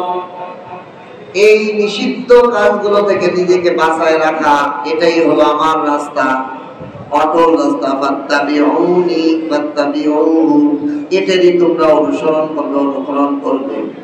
ওয়ালা তাত্তাবিউস সুবুলা, তোমরা বহু রাস্তার অনুসরণ করবে না। আল্লাহ রাসূল বলেন বনী ইসরাইলের 72টা ফেরকা ছিল, আর আমার উম্মতের 73টা ফেরকা হবে। এখন দেখেন কত দল, কত বর্ণনী, কত বাজারি আছে, কত ধরনের দল বেরোইতেছে। এগুলো থেকে নিজেকে বাঁচাইতে হবে। আল্লাহ রাসূল সাল্লাল্লাহু আলাইহি ওয়াসাল্লামের সাহাবারা বললেন ইয়া রাসূলুল্লাহ 73 দল কেমন, এটা প্রশ্ন করেন। আল্লাহ রাসূল সঠিক রাস্তা জান্নাতের পথে যাওয়া, সেটা করতে। 2টা কথা মনে রাখবেন। একটা বলছেন আল্লাহ রাসূল বলছেন আমি এবং আমার সাহাবীরা যেই পথে আছে, এই পথ যারা আটকে ধরবে তারাই জান্নাত, তারাই সর্বসারী। রসুল এবং রসুলের সাহাবী এর অনুসরণে যদি আমার কোনো আমল, প্রতিটা আমল রসুল করছে কিনা, সাহাবারা করছে কিনা, তাহলে আমি আসছি। যেমন একটা উদাহরণ দিই, কথার কথা, আপনাকে যদি কেউ বলে মিলাদ পড়তে হবে, বলে না অনেক সময় মিলাদ, আর আপনি বলেন রসুল সাল্লাল্লাহু আলাইহি ওয়াসাল্লাম কোনদিন মিলাদ করছে কিনা? রসুলের জীবনে নেই। মিলাদের ইতিহাস তালাশ করে পাওয়া যায় রাসূল সাল্লাল্লাহু আলাইহি ওয়াসাল্লামের মৃত্যুর 600 বছর পরে এটা শুরু হয়েছে। তাহলে এটা কি রাসূল আর রাসূলের সাহাবাদের যুগে আছে? তাহলে এটা পরিত্যক্ত, ওটা ছেড়ে দিতে। এই যে একটা 800 বছর ফরজ নামাজের পরে মুনাজাত করা, অনেকে বলে না এটা বেদাত, এটা জায়েজ নেই। এখন ফরজ নামাজের পরে যে আমরা ইমাম সাহেব মুনাজাত করি, এটা রাসূল এবং সাহাবাদের যুগে আছে কিনা? এক নম্বর দেখতে হবে রাসূল কোনদিন মুনাজাত করছে কিনা, আছে। রাসূল একা মুনাজাত করছে, দলবদ্ধভাবে মুনাজাত করছে, আছে বা আছে। রাসূল বিভিন্ন সময় একাও দোয়া করছেন, সাহাবাদেরকে নিয়ে দোয়া করছেন। হ্যাঁ, এই পর্যন্ত উঠাইছেন সাহাবারা, কেন আপনি যেভাবে বলেছেন সব সাহাবারা সহ দোয়া করছেন। 2 নম্বর হলো সাহাবাদের যুগেও এক সাহাবী ফজরের নামাজের পর সমস্ত মুসল্লিদেরকে নিয়ে মুসলমানদের জন্য দোয়া করছেন। ওই হাদিসে সাহাবায়ে কেরামের ওই সাহাবী কেন দোয়া করছেন? মুসলমানদের উপর অনেক ধরনের বিপদ মুসিবত আসছে, এই জন্য ওই সাহাবী মুসল্লিদেরকে নিয়ে সমস্ত মুসলমানের জন্য দোয়া করছেন। আচ্ছা বলেন, এখন কি মুসলমানরা কি নির্যাতিত কিনা? চতুর্দিকে নির্যাতিত। তাহলে সাহাবী যদি একবার করে, তাহলে আমাদের 5 বেলা কেন 10 বেলা করা দরকার, ঠিক কিনা? তাহলে সাহাবাদের আমলের মধ্যে পাওয়া যায় আমাদের আমল ঠিক আছে, বুঝতে পারছেন? যেই আমল রাসূল এবং সাহাবাদের মধ্যে পাওয়া যায় না, এটা পরিত্যক্ত। এই জন্য আল্লাহ বলেন ওয়ালা তাত্তাবিউস সুবুলা ফাতাফাররাকা বিকুম আন সাবিলি, তোমরা শুধু অনেক রাস্তার অনুসরণ করো না, সিরাতুল মুস্তাকিমের রাস্তা একটাই। এই হারামগুলো থেকে বেঁচে থাকার রাস্তায় আমাকে তোমাকে অনুসরণ করতে হবে। অনেক রাস্তা গ্রহণ করা যাবে না। ফাতাফাররাকা বিকুম আন সাবিলি, অনেক রাস্তা যদি পথ অনুসরণ করো, তাহলে তোমাকে সরল রাস্তা থেকে অন্যদিকে নিয়ে যাবে, তোমাকে মূল রাস্তা, হিদায়াতের রাস্তা থেকে অন্য গোমরাহ রাস্তা নিয়ে যাবে। যালিকুম ওয়াসাকুম বিহি লাআল্লাকুম তাত্তাকুন, এগুলো আল্লাহ পাকের নিদর্শন, নির্দেশ, যা তোমরা যদি এগুলো, যাতে করে তোমরা সতর্ক হও, এগুলো থেকে বেঁচে থাকো। এইগুলো আল্লাহ তাআলার নির্দেশ, এগুলো থেকে তোমরা সতর্ক থাকো, এগুলো গুনার কাছ থেকে তোমরা নিজেকে বেশ বাঁচিয়ে রাখতে পারো। সুম্মা আতাইনা মূসাল কিতাবা তামামা, এরপরে আমি মূসা আলাইহিস সালামকে কিতাব দিয়েছিলাম। কেমন কিতাব দিয়েছিলাম? তামামান আলাল্লাযী আহসানা ওয়া তাফসীলা লিকুল্লি শাইইন ওয়া হুদান ওয়া রাহমাতাল লাআল্লাহুম বিলিকাই রাব্বিহিম ইউমিনুন। আল্লাহ তাআলা সর্বদা দিয়েছে মক্কার মুশরিকদেরকে, দেখো আমি মূসা আলাইহিস সালামকে তাওরাত নামে কিতাব দান করেছিলাম। এই কিতাবটা পরিপূর্ণ ছিল। কেমন পরিপূর্ণ? যারা আমল করতে চায়, যারা এই সমস্ত গুনাহ হারাম কাজ থেকে বাঁচতে চায়, 10টা হারাম কাজ বলা হয়েছে, এই হারাম কাজগুলো থেকে বাঁচতে চায়, এই হারাম কাজগুলো থেকে বাঁচতে যে চায়, তাদের জন্য এই কিতাবটা একটা পরিপূর্ণ কিতাব তাওরাত, আহসানা, এবং তাদের জন্য এটা দয়া, অনুগ্রহ, এবং এটা তাফসীর, বিস্তারিত বিবরণ দেওয়া হয়েছে এই কিতাবের মধ্যে। লিকুল্লি শাইইন, প্রতিটা বিষয়ে, ওয়া হুদান ওয়া রাহমা, এই তাওরাতটা বনী ইসরাঈলের জন্য হিদায়াত ছিল, দয়া ছিল আল্লাহ, লাআল্লাহুম বিলিকাই রাব্বিহিম ইউমিনুন, যাতে করে তারা তাদের পরিপূর্ণ রবের মুলাকাতের ব্যাপারে ঈমান বিশ্বাস স্থাপন করে। এই বনী ইসরাঈলরা এই তাওরাত কিতাব পেয়ে জন্য তারা আল্লাহর সাথে যে মুলাকাত করতে হবে, এই কিতাবের কারণে তারা এই বিশ্বাসটা করতে পারে।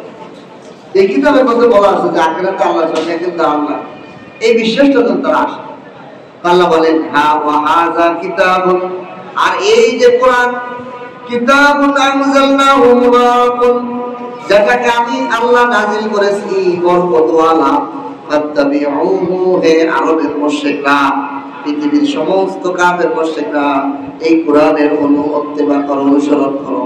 ওয়াত্তাকু, এই কোরআনের ব্যাপারে ভয় করো। লাআল্লাকুম তুরহামুন, যাতে করে তোমাদের উপর দয়া এবং রহমত নাযিল করা হয়। ওয়া আন তাকুলু ইন্নামা উনজিলাল কিতাব আলা তাইফাতাইন মিন ক্বাবলিনা। আল্লাহ বলেন, এমনি ভাবেই তারা বলে আমাদের উপর। দেখেন এখানে আল্লাহ তাআলা একটা জবাব দিয়েছেন। আরবের মুশরিকরা এই কথা তো বলতে পারত না, আল্লাহ আপনি তাওরাত নাযিল করেছিলেন বনি ইসরাঈলদের উপর, তারপরে ইনজিল নাযিল করছেন এটাও বনি ইসরাঈলদের উপর। আমরা মুশরিকরা তো পড়ালেখাও জানি না, তাদের কিতাব পড়িয়ে যে শিরিক করা যাবে না এই কথা বুঝতে পারবো না, আমাদের তো বুঝারও তো কথা না, আমরা পড়া জানি না। যেমন এখনের বর্তমান মানুষ যারা আমরা সাধারণ মানুষ, আমরা যদি বলি আল্লাহ আমি কোরআন পড়তেও পারি না, বুঝতেও পারি না, আমি তো কেমনে শিরিক থেকে বাঁচবো, বা শিরিক আমি তো বলে করে এসেছি, আমি বুঝি নাই বলে করে এসেছি। আল্লাহ এই যে এইগুলো সব ফাঁস করে দিচ্ছে। এটা আরবের মুশরিকরাও প্রশ্ন করছে যে আমরা তাওরাত পড়তে পারি না, আমরা ইনজিল পড়তে পারি না, আমরা ইনজিলের মধ্যে যে আল্লাহ বলেছে শিরিক করা যাবে না, আমরা তো পড়তে পারি না, বুঝিও নেই, তো আমরা কি মানবো? এই জন্য আল্লাহ আমাকে মাফ করে দিন। আল্লাহ ভাই ওই কথা প্রকাশ করেছে। আম তাকুলু, তারা বলে ইন্নামা উনজিলাল কিতাব, কিতাব তো নাযিল করা হয়েছে আলা তাইফাতাইন মিন ক্বাবলিনা, আমাদের পূর্ব দুই সম্প্রদায়ের উপর, বনি ইসরাঈলদের এক সম্প্রদায়ের উপর। মুসা আলাইহিস সালামের যুগের বনি ইসরাঈলদের উপর তাওরাত নাযিল করা হয়েছিল, ঈসা আলাইহিস সালামের যুগের বনি ইসরাঈলদের উপর ইনজিল নাযিল করা হয়েছিল। এই দুই কবিলা তো আগের ছিল, তাদের কিতাব তো আমরা পড়তেও পারি না, বুঝতেও পারি না, জানিও না, আমরা শিরিক থেকে বাঁচবো কেমনে? আমরা মুশরিকরা তো পড়া জানি। আল্লাহ তাআলা বলেন ওয়া ইন কুননা আন দিরাসাতিহিম লাগাফিলিন, এবং তারা আরো বলে যে আমরা তো এই কিতাবের ব্যাপারে উদাসীন করতেই জানি না। তারা এই কথা বলছে যে আমরা তো পড়তে পারি না, আমরা আল্লাহর সাথে শিরিক করা যাবে না এই কথা জানবো পারি না, আমরা তো তাওরাত পড়তে না, ইনজিল পড়তে।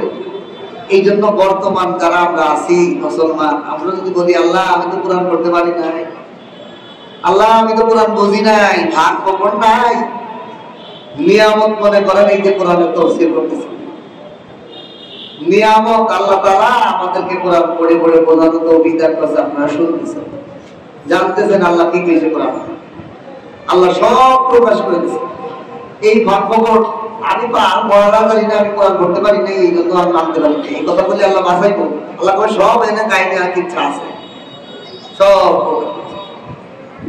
আও তাকুলু, অথবা তারা বলবে লাউ আন্না উনজিলা আলাইনাল কিতাব, আল্লাহ যদি আমাদের উপর, আমরা মুশরিক আরবের মুশরিকদের উপর কোনো কিতাব দিতেন, এর তো বনি ইসরাঈল দিতেছে তাওরাত ইনজিল, আমাদের আরবের মুশরিকদের তো আল্লাহ কোনো কিতাব দেননি। এই কথা যদি তারা বলতো লাউ আন্না উনজিলা আলাইনাল কিতাব, আমাদের উপর যদি আল্লাহ কোনো কিতাব নাযিল করতেন লাকুননা আহদা মিনহুম, আমরা বনি ইসরাঈলদের থেকে আরো বড় হিদায়াতের মধ্যে চলতাম, আমল করতাম। আমাদের মুশরিকরা কিয়ামতের দিনে এই কথা বলবো, এই সুযোগ নাই যে আমাদের উপর কিতাব নাযিল করলে আমরা বনি ইসরাঈলদের থেকে আরো বড় হিদায়াতের পথে চলতাম, আরো বেশি কোরআন হাদিস মানতাম, এই কথা বলার সুযোগ নাই। ফাকাদ জাআকুম বাইয়িনাতুম মির রাব্বিকুম ওয়া হুদাম ওয়া রাহমা, আল্লাহ বলেন এই আর তোমাদের কাছে সুস্পষ্ট দলিল এসে গেছে, কোরআন বাইয়িনাত, পরিপূর্ণ বিস্তারিত বিবরণ এই কোরআনের মধ্যে, এমন একটা দলিল তোমাদের সামনে প্রমাণ চলে এসেছে।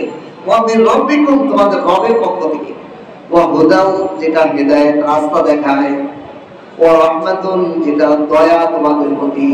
এই কোরআন পড়লে মানুষের দিলটা শান্তি হয়ে যায়। দেখবেন আমরা অনেক অস্বস্তি লাগতেছে, বিরক্তি, টেনশন, মানে অনেক অস্থির, চতুর্দিকে পেরেশানি, পারিবারিক, অর্থনৈতিক, আপনি কিছুক্ষণ বসে কোরআন তেলাওয়াত করেন, অথবা কোনো আলেমের কাছে বসে বলেন একটু কোরআন তেলাওয়াত করেন, একটু শুনুন। আল্লাহ পাক কোন আয়াতে বলেন ওয়াইদা তুলিয়াত আলাইহিম আয়াতুহু যাদাতুহুম ঈমানা, যখন তোমাদের সামনে কোরআন তেলাওয়াত করা হয় তোমাদের ঈমান শান্তিতে ভরপুর হয়ে যায়, বেড়ে যায়। কোরআন তেলাওয়াত এমন মাদ্রাসাতে আমি অনেক তেলাওয়াত অনেক কারি সামনে হঠাৎ হয়, এরকম সবসময় হয় না। দেখা যায় যে এক সময় হঠাৎ করে একটা তেলাওয়াত শুনতেছি, আমার মনে হচ্ছে বুক ফাটাই কান্দি, এমন কান্না আসে মনে হয় যে ভেঙে পড়ি। আপনিও খেয়াল করে দেখবেন, আপনি যখন খারাপ লাগতেছে একটু তেলাওয়াত মোবাইলে বাজারে শোনেন, যে কোনো ভাবে আপনি তেলাওয়াত একটু শোনেন, দেখবেন মন চোখ মুখ বুঝে দেখবেন যে আপনার বুক ফেটে কান্না আসতেছে, কলিজাটা ঠান্ডা হয়ে যাচ্ছে। আল্লাহ বলেন, এই জন্য আমি কোরআন তোমাদের কাছে দিয়েছি, সেটা রাস্তা দেখায়, তোমাদের জন্য রহমত, তোমাদের জন্য শান্তি। এখনো কোনো অসুস্থ রোগীর পাশে যদি তেলাওয়াত করা হয়, মৃত্যু সঙ্গে মানুষের সামনে যদি কোরআন সূরা ইয়াসিন তেলাওয়াত করা হয়, সে শান্তি পায়। সুবহান। এরপরেও আমরা সারাদিন অস্থির, একবার কোরআন শরীফ খুলে তেলাওয়াত করি না বা শুনি না। আমাদের মতো হতভাগার কিনা এত বড় দৌলত পরেও ব্যবহার করে। এরপরে আল্লাহ বলেন, ফামান আযলামু মিম্মা কাযাবা বিআয়াতিল্লাহ, এর থেকে বড় জালেম আর কে, যে আল্লাহর উপর, আল্লাহর নিদর্শন, আল্লাহর আয়াতকে অস্বীকার করে। এই কোরআনকে অস্বীকার করে দুই ভাবে। একজনে কোরআন মানে না, এটা হলো প্রকাশ্য অস্বীকার। আরেকজন কোরআন শরীফ জীবন ধরেও না, খোলেও না, পড়েও না, বসেও না, কোরআন শোনেও না, তাও সেও অপ্রকাশ্য কোরআনকে অস্বীকার করে। আর কোরআনের দিকে যে আসে তারে বাধা দেয়, গল্প কোরআন পড়তে যাওয়া থেকে মানুষকে বাধা দেয়। আল্লাহ বলেন, এর থেকে বড় জালেম আর কেউ হইতে পারে। কোরআন তো নিজেই স্বীকার করে না, পড়তে চায় না, শুনতে চায় না, এটাকে অস্বীকার করে, আবার এর দিকে যে আসতে চায় তাকে বাধা দেয়। সানাজিজি, এইবার তার জন্য ভয়ানক শাস্তির কথা আল্লাহ বলে দিলেন।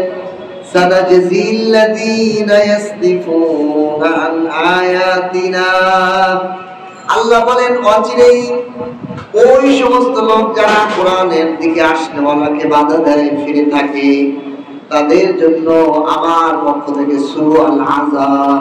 সুআল আযাব মানে অত্যধিক ভয়ানক শাস্তি। আযাব মানেই তো কঠিন, আর এরপরে সু মানে অত্যধিক ঘৃণিত এবং নিন্দিত এবং ভয়ঙ্কর শাস্তি তাদের জন্য। বিমা কানু ইয়াসদিফুন, যারা কোরআনের ক্ষেত্রে বাধা দেয়, কোরআন শোনা, কোরআন বোঝা থেকে মানুষদেরকে বাধা দেয়, এরা ভয়ানক শাস্তিতে, তাদেরকে আমি অচিরেই প্রতিদান দান করবো, ভয়ানক শাস্তি। আল্লাহ তাআলা এভাবে সূরা দিক নির্দেশনা দিয়ে দিলেন। এরপরে এই কাফের মুশরিকদেরকে এই কথা কোরআন নাযিল করে তাদের এই জবাব দিয়েছেন, তোমাদের এই ভাগ করার সুযোগ নেই, তোমাদের আর ভাগ প্রকাশন নেই যে কিয়ামতের দিন বলবা আল্লাহ আমাদেরকে কোরআন কিতাব নাযিল করতে আমরা বেশি আমল করতাম, কোরআন নাযিল করে দিছি, কিন্তু কিয়ামত পর্যন্ত এগুলো আমল না। এরপরে আল্লাহ তাআলা বলেন,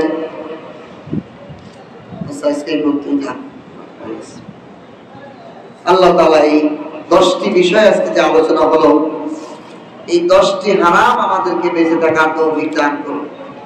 বিশেষ করে শিরকে খফি, শিরকে জলি, প্রকাশ্যে শিরিক, গোপন শিরিক, এগুলো থেকে বাঁচা, পিতামাতার অবাধ্য হওয়া থেকে বাঁচা, এরপরে সন্তান হত্যা করা, জিনা ব্যভিচারের প্রকাশ্য অপ্রকাশ্যে জিনা ব্যভিচারের ধারের কাছে না যাওয়া, এবং কোন মানুষকে অন্যায়ভাবে হত্যা করা। এরপরে আল্লাহ তাআলা এতিমের মাল হারাম করেছেন, ভক্ষণ করা, ওজনে কম বেশ। এই হারামগুলো আপনি খুঁজে দেখেন আমাদের সমাজে সবচেয়ে বেশি সহায় হয়ে গেছে, এই যে ওজনে কম বেশ, এটা বিরাট সয়লাভ হয়ে গেছে। এরপরে মানুষের সাথে অন্যায়, এই ব্যতীতও অনেক, ওয়াইজা কুনতুম ফাআদিলু, কোন মানুষের সাথে ন্যায়সঙ্গত কথা বলো। আমরা এমন ভাবে মানুষের সাথে কথা বলি যে মানুষ যেন কথা শুনলে পেঁচে পড়ে দেখি, ঠিক কিনা? মানুষের সাথে অন্যায় ভাবে কথা বলি, এই লোকের কথা শুনে না হয় হুজুর পেঁচে পড়ে দেখি, পেঁচ লাগাই দেয় কথায়। বড় ভয়ানক হারাম কাজ, ন্যায়সঙ্গত কথা। এই জন্য মানসা, আল্লাহ রাসূল বলেন, মানসামাতা নাজাত, যে চুপ থাকে সে নাজাত পায়। কম কথা যে বলে সে বেশি গুনাহ থেকে বাঁচে। যে যত বেশি দুনিয়াবি কথা, হ্যাঁ, যখন দেখা যায় দিনী কথা চলতেছে, আল্লাহর কথা, আখিরাতের কথা, এগুলো বেশি হলে অসুবিধা, কিন্তু দুনিয়াবি কথা কম বলাই ভালো, গুনাহ কম। এরপরে আল্লাহ তাআলা বলেন, আল্লাহর সাথে পূর্ণ ওয়াদা, আল্লাহর সাথে কৃত পূর্ণ ওয়াদা, এটা পূর্ণ করা। এই এইগুলো এই সমস্ত হারাম কাজ থেকে নিজেদেরকে ইসলাম ছাড়া, আর একটা হারাম কাজ হলো ইসলাম ছাড়া, এই যে 10 নম্বরটা এইটা পাইতেছিলাম না, 10 নম্বর হারামটা হলো ইন্না ওয়া আন্না হাযা সিরাতুল মুস্তাকিম ফাত্তাবিউ। ইসলাম ছাড়া অন্য কোন ধর্ম, অন্য কোন শান্তির রাস্তা খোঁজাও হারাম। 9টা পাইছে, 8টা পাইছে। এই যে 10 নম্বর আল্লাহ পাক নিষিদ্ধ করছেন যে একমাত্র ইসলামের মধ্যেই এই সমস্ত আল্লাহ পথ পাওয়া যাবে, আর কোন রাস্তা আল্লাহ রাস্তা পাওয়া যাবে না। তাহলে এই 10টা বিষয় আমাদেরকে মনে মুখস্থ রাখা। আমার সাথে সাথে আবার বলেন, 1 নম্বর হলো শিরক থেকে বাঁচা। বলেন সবাই, এটা মনে রাখতে হবে, কারণ এটা আমার পুরো জীবনে আল্লাহকে পাওয়ার রাস্তা ঠিক করে দিবে। এই 10টা বিষয় যদি আমার মধ্যে ঠিক থাকে, এই 10টা হারাম থেকে যদি আমি বেঁচে থাকতে পারি, 10টা হারাম আমার ধারের কাছেও নাই, আমি 10টা হারাম থেকে অনেক যে আপনি আল্লাহর রাস্তা পাওয়া আছে, নিশ্চিন্তে বলে দিয়ে দেবেন আপনি আল্লাহর রাস্তায় আছেন। আর এই 10টা হারামের মধ্যে কোন একটা হারাম আপনার মধ্যে আছে, আপনি আল্লাহর রাস্তায় নাই, শয়তানের রাস্তায়। 1 নম্বরে শিরক থেকে বাঁচবো। 1 নম্বরে কি? শিরক থেকে বাঁচবো। 2 নম্বরে মা বাবাকে কষ্ট দিব না। মা বাবাকে, আমার কোনো কথা কাজে কোনোভাবে আমার মা বাবাকে কষ্ট দিব না। 3 নম্বরে কোন জিনা ব্যভিচারের দ্বারের কাছে যাব না। জিনা ব্যভিচার, চোখের জিনা, হাতের জিনা, কথা বলার জিনা, এগুলো এখন সয়লাভ হয়ে গেছে আমাদের সবাই। আমার কাছে খুব আশ্চর্য লাগে, এক কমিটির লোক বলতেছে, এক ইমাম সাহেব দাঁড়ায় গেছে শুধু মহিলার সাথে মোবাইলে বোনালাপ করে। নাউযুবিল্লাহ বলে, আহা, অবৈধ অপরিচিত গায়রে মাহরাম পুরো নারীকে দেখা, তার সাথে কথা বলা, প্রতিটা জিনার গুনাহ। চোখের জিনা, শোনার জিনা, বলার জিনা। আল্লাহ যেন আমাদের সবাই জিনা এবং জিনার সাথে যত কিছু আছে, চোখের জিনা, হাতের জিনা, বলার জিনা। হুজুর আমাদের যুগে কি চলে নাকি? বিবি থাকে ঘরে, বাইরে থাকে গান ফেন, গল্প করার জন্য, কথা বলার জন্য 5-7টা নারী তার নাও। কি যুগের মডেলতা আসছে যে একজন পুরুষ ঘরে বউ আছে, আরো গার্লফ্রেন্ড তার 3-4টে বাচ্চা থাকে। কোন যুগ দেখতেছি আমরা? আল্লাহ বানাতা। সমাজের অবস্থা খুবই ভয়ানক। শিক্ষিত সমাজের নারী আর পুরুষ, মহিলারও 5-7টা পুরুষ বয়ফ্রেন্ড আছে, পুরুষের ঘরে বউ আছে, সেই পুরুষেরও একটা গার্লফ্রেন্ড আছে। মোবাইলে সারাদিন কথা বলা, বিভিন্ন কথা বলতে চলতে। আল্লাহ, এই জন্য 3 নম্বর হলো কি? জিনা। এবং 4 নম্বর হলো জিনা এবং জিনার সাথে সম্পর্কিত কোন জিনিসের দ্বারের কাছে আমরা যাব না। 1 নম্বরে শিরক, 2 নম্বরে বাবা মার সাথে অবাধ্য করা যাবে না, 5 নম্বরে সন্তান হত্যা করা যাবে না। সন্তান হত্যা করার ভিতরে আমি আমার বিবি বাচ্চা নিয়ে আরো সক্ষম, আমি জন্ম নিয়ন্ত্রণ গ্রহণ করছি, তাহলে আমি সন্তান হত্যার বলে পড়ে গেছি। এগুলো থেকে বাঁচতে হবে। 3 নম্বর হলো সন্তান হত্যা করা। সন্তানকে অভাবের কারণে আমি সন্তান হত্যা বলে, এত সন্তান দিলে খাওয়াবে কিনা, এত সন্তান লালন পালন করবো কিনা।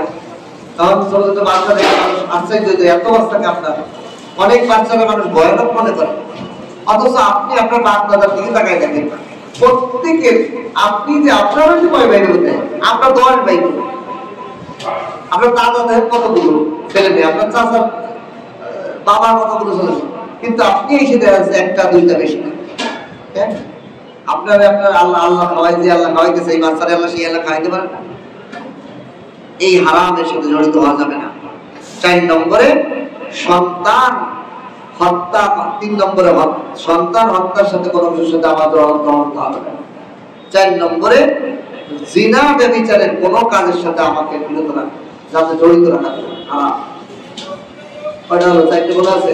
আগে বলেন যে 1 নম্বর শিরক করা যাবে না, 2 নম্বরে বাবা মার সাথে নাফরমানি করা যাবে না, 3 নম্বরে সন্তান হত্যা করা যাবে না, 4 নম্বরে জিনা ব্যভিচারের সাথে দ্বারা কাজ যাবে না। 5 নম্বর হলো অন্যায়ভাবে কোনো মানুষকে হত্যা করা যাবে না। এই 5টা আবার বলেন, মুখস্থ দিন। এক নম্বরে শিরিক করব না, অবাধ্য হব না, সন্তান হত্যা করব না, জিনা ব্যভিচারের দ্বারের কাছেও যাব না, অন্যায়ভাবে কোনো মানুষকে হত্যা করব না। পাঁচটা হয়ে গেল না? এইবার আর পাঁচটা, এতিমের মাল খাওয়ার মধ্যেও যাব না। এগুলো দুরূহ, এগুলো সবার জন্য হয় না। যার এতিমি নাই সে যাওয়ার কাজ হয়, কিন্তু ওই যে একটা বলা গুরুত্বপূর্ণ, ওই পাঁচটা। 6 নম্বরে এতিমের মাল খাবো না। 7 নম্বরে ওজনে কম বেশ করবো না, এটা গেলাম আছে। ওজনে কম বেশের ব্যাধি, এই হারাম কাজ আমাদের মধ্যে আছে। 6 নম্বরে, এই 7 নম্বরে ওজনে কম বেশ করা যাবে না। তাহলে 6 নম্বরে কি এতিমের মাল খাবো না, 7 নম্বরে ওজনে কম বেশ করবো না, 8 নম্বরে অন্যায় কথা বলবো না, ন্যায়সঙ্গত কথা বলতে হবে। সেটা আমার আত্মীয় হোক, সে আমার ছেলে হোক, আমার বিবি হোক, আমার আপন দোস্ত হোক, আমি ন্যায় কথা বলতে। 8 নম্বরে। 9 নম্বরে আল্লাহর সাথে ওয়াদা পূর্ণ করবো। আল্লাহর সাথে ওয়াদা মানে আল্লাহর হুকুম, আল্লাহর বিধানের ক্ষেত্রে আমি ছিলাম না, আল্লাহর হুকুম আমি এখানে 8 নম্বরে কথা মানব। 10 নম্বরে ইসলাম ছাড়া অন্য কোনো পন্থায় আমি রাস্তা খুঁজবো না। ইসলাম ছাড়া অন্য কোনো রাস্তা আমি খুঁজবো না। ইসলামের পথেই আমি জীবন আল্লাহকে তালাশ করবো, ইসলামের বিধি শরীয়তের মধ্যেই আমি চলবো। এই 10টা বিষয় যখন আমার থাকবে, আমি আল্লাহর রাস্তায় আসি, আর নাই আল্লাহর বাইরে চলি, আল্লাহর রাস্তা বাইরে। আল্লাহ তাআলা আমাদের সকলকে এই 10টি রাস্তার উপর চলা, ইস্তিকামাতের সাথে, আল্লাহ সন্তুষ্টির সাথে চলার তৌফিক দান করবেন। আমিন।